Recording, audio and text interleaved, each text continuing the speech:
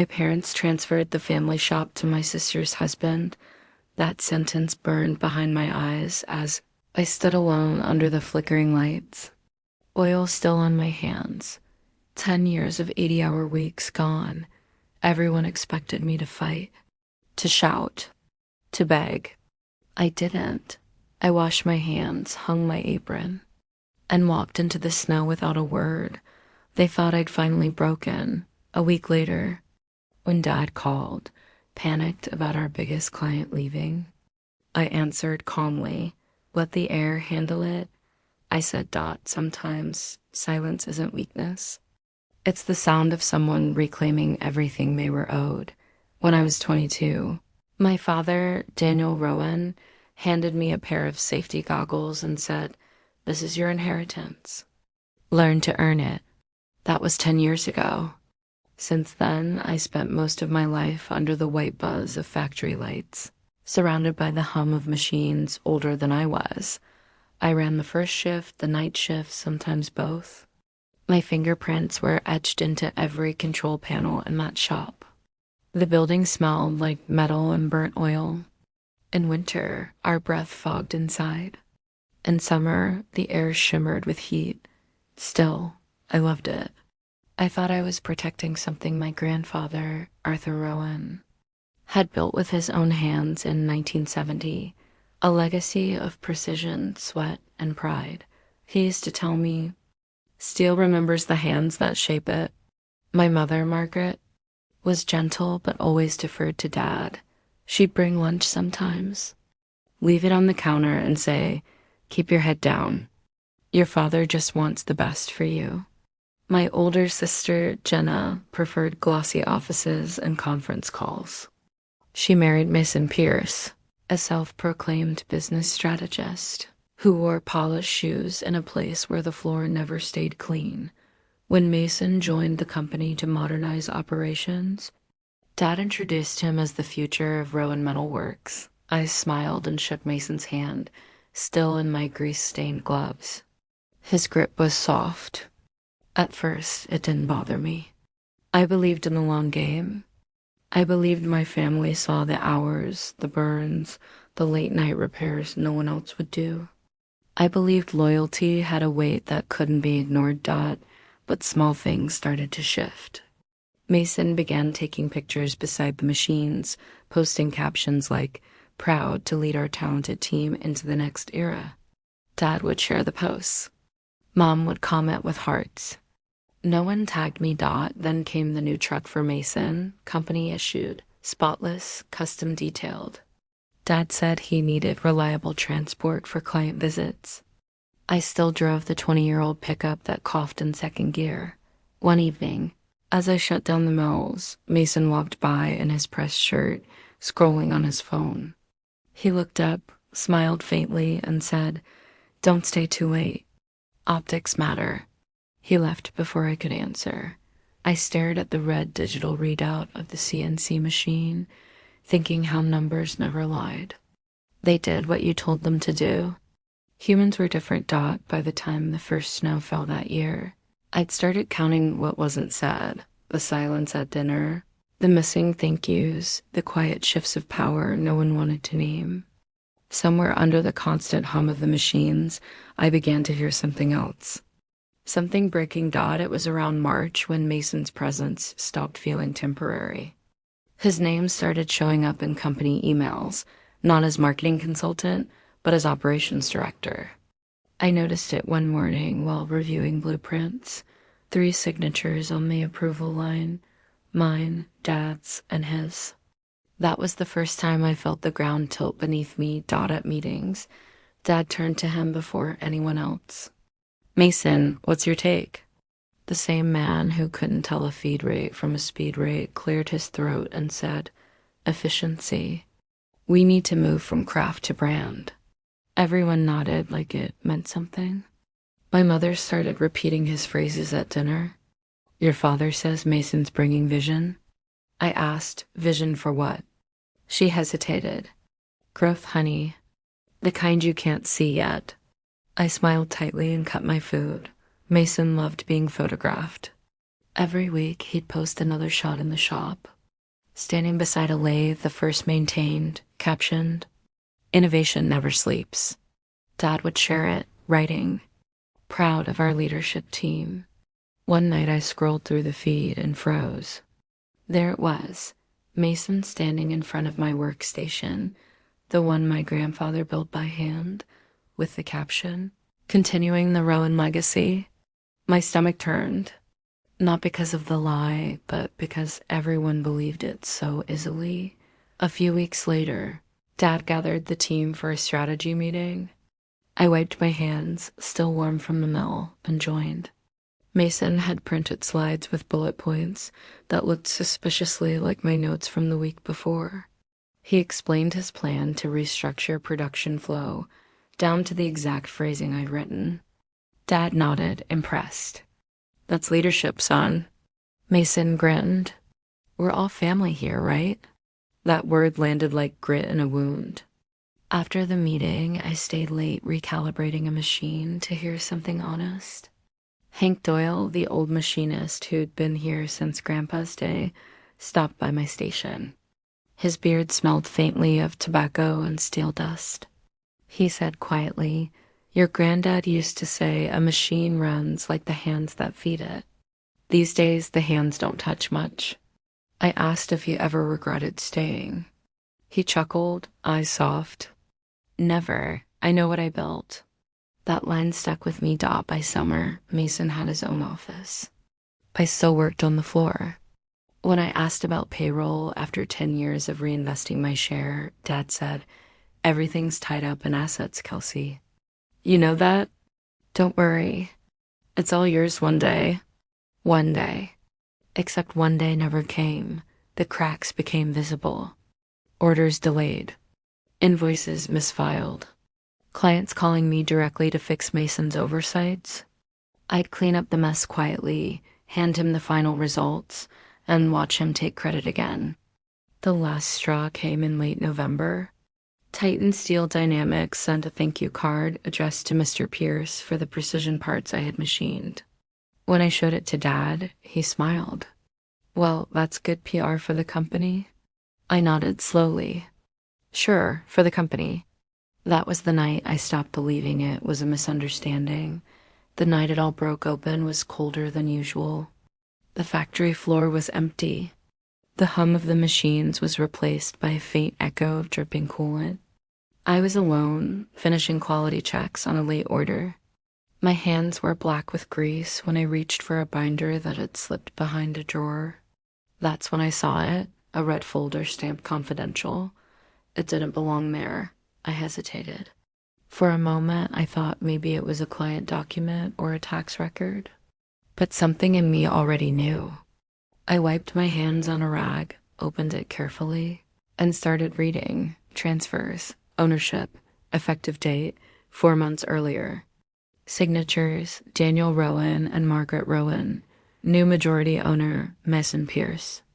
My name appeared once under the employee list. I read it twice, then a third time, hoping I'd misread. The ink glared back, sharp and final. 10 years of labor, every hour, every scar, erased with one stroke of a pen dot. My throat tightened, but no sound came out. I sank onto the stool beside the CNC mill and stared at my hands. They looked foreign, used disposable. I thought of Grandpa's voice, "Still remembers the hands that shape it." Apparently people didn't. When the shock passed, a strange calm took its place. I slid the papers back into the folder, straightened the stack, and shut the drawer. Then I stood up and turned off each machine one by one, listening as the noise died. The silence that followed felt complete. Before I left, I wrote one short letter on company stationery. Effective immediately, I resigned. Good luck running this place without me. I placed it on my father's desk, right beside his brass nameplate. Then I took the things that truly belonged to me, my tool notebook, a photo of Grandpa Arthur holding my hand by the first mill, and his old welding gloves. Outside, the parking lot was crusted with frost. My truck coughed before the engine caught. I looked through the windshield at the building's glow behind me. The Rowan Metalworks sign flickered like it couldn't decide if it still worked. As I drove off, I didn't cry. I didn't curse. I just whispered, "I tried, Grandpa." For the next week, I stayed in a small apartment above Tori Alvarez's bakery. She didn't ask questions. She left coffee and a warm roll on the counter each morning. I woke at 5 out of habit, stared at my idle hands, and tried to breathe through the silence. On the 8th day, my phone rang. I didn't recognize the number until I heard my father's voice, strained and panicked. "Kelsey, Titan Steel Dynamics is about to walk. Mason can't fix the order. Please, we need you back." For a second, muscle memory tried to take over. I pictured the mill setup, the tool offsets, the coolant ratios. I knew I could fix it in hours. But the moment I almost reached for my jacket, I saw that red folder again. The signatures. The betrayal. "I don't work there anymore," I said quietly. "You don't mean that," he said, voice breaking. "Your family..." "No, Dad," I said. "I mean what I said. You already chose your family?" He exhaled sharply, half pain, half anger. "Don't do this, Kelsey." I hung up. The phone buzzed again and again for the next hour. I didn't answer. I sat in the small kitchen, staring at my calloused hands and the quiet satisfaction of doing nothing for once. That was the first time silence felt powerful. Over the next few days, the calls stopped, but messages trickled in from old coworkers, questions, warnings, gossip. Mason missed meetings. Titan pulled the inspection team. Vendors posted delayed payment notices. My father looked sick. Tori slid a cup of coffee across the counter one morning and said, "You going to let them drown?" I looked up from the newspaper. They built the boat. They chose the captain, but I didn't walk away completely. I started keeping track. Titan Steel filed a complaint over defective batches. Vendors posted delayed payments. Mason was suddenly posting fewer photos. Then I got an email from Nora Park, an old friend from technical college who'd gone to law school. Subject line, "Need to talk." When we met at her Milwaukee office, she looked exactly the same, sharp, composed, the kind of woman who always knew the next 3 moves. I poured out what I'd found. She scanned the printouts I brought, the red folder, production reports, client emails, a stack of unpaid tax notices I'd saved before leaving. "This isn't just betrayal," she said. "It's grounds for reversal. Your grandfather's documented philosophy means something. Founder intent matters. Courts respect that. If we can show Mason's mismanagement and misuse of company funds, we've got a case." For the first time in months, I felt something besides anger. Clarity. The following weeks blurred into long nights at Nora's office. We combed records, lined up invoices, and emails like evidence on a factory floor. I found messages from Titan Steel praising my precision, thanking me for saving critical orders. I found spreadsheets showing the company's revenue rising 180%. Under my technical oversight and crashing after Mason's arrival, then came the proof we needed most. Mason's company card statements.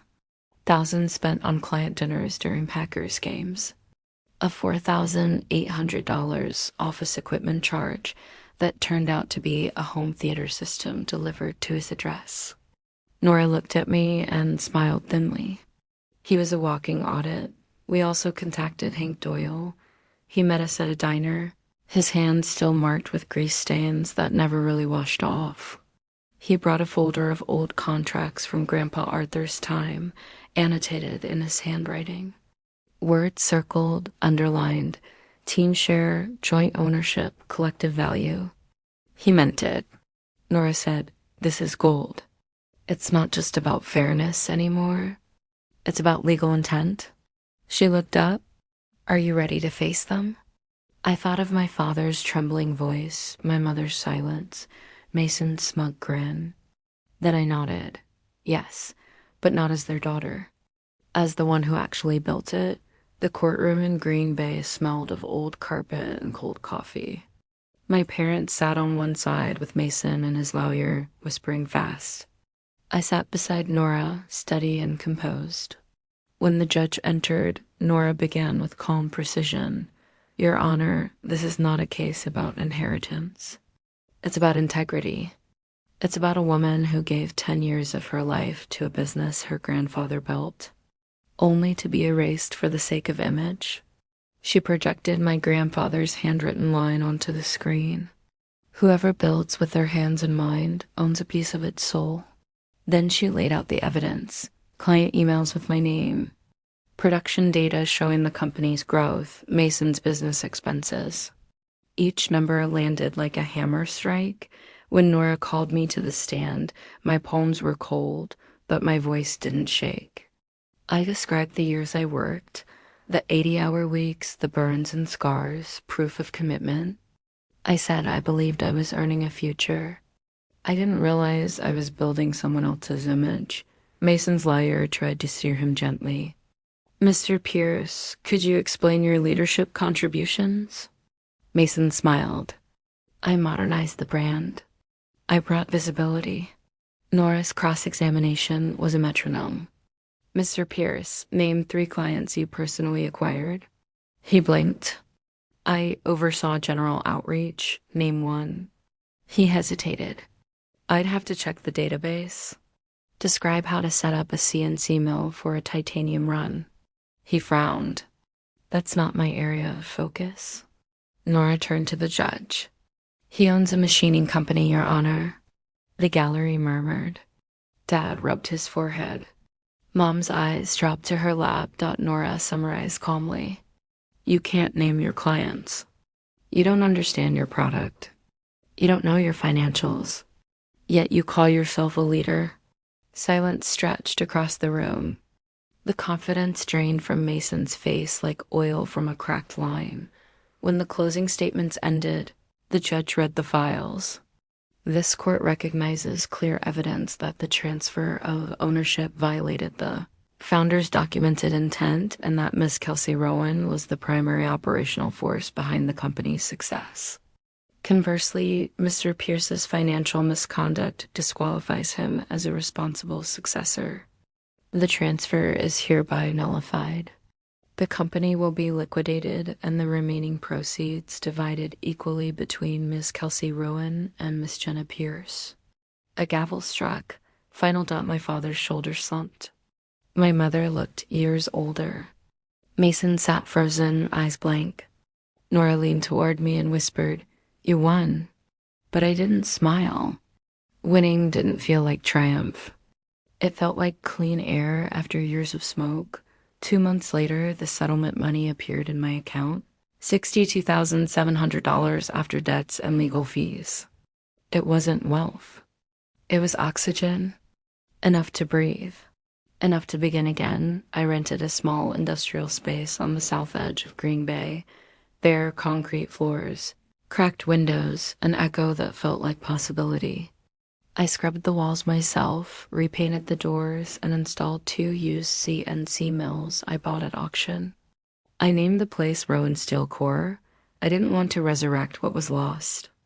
I wanted to rebuild it on truth. At dawn, when the first spindle came to life, the sound made my chest ache. It was the same home I grew up with, but this time it belonged to me. One afternoon, my phone rang. The caller ID read Titan Steel Dynamics. A familiar voice said, We heard you opened your own shop. We'd like you to take over production again. We need someone who actually knows the machines. I smiled, steady. Send me the specs. By summer, the machines were running full shifts. The invoices bore my name. The work was mine, the mistakes mine, the victories mine. One day Hank stopped by, beard whiter now, eyes bright. He ran his hand along the old mill I'd restored, my grandfather's first. Arthur would have been proud, he said softly. I nodded. Maybe, but I'm proud for both of us. He smiled. That's how legacy really works, kid. You don't inherit it. You rebuild it. When he left, I stood in the quiet and listened. The hum of metal cutting through metal filled the air. The machine sounded steady, alive. For the first time in years, so did I. The sun cut through the shop windows, turning metal dust into gold. I leaned against the railing and watched the light fall across the machine my grandfather once called the heart of this place. Its rhythm was steady again. People always think revenge means shouting, lawsuits, slam doors. But sometimes it's quieter than that. Sometimes it's standing in the same place they tried to erase you from and realizing you're the only one still standing. I touched the cold steel. I felt the pulse of my own work echoing back through it. Silence isn't weakness. It's the sound of someone reclaiming everything they were owed. If you've ever been silenced and stood back up, this story is for you.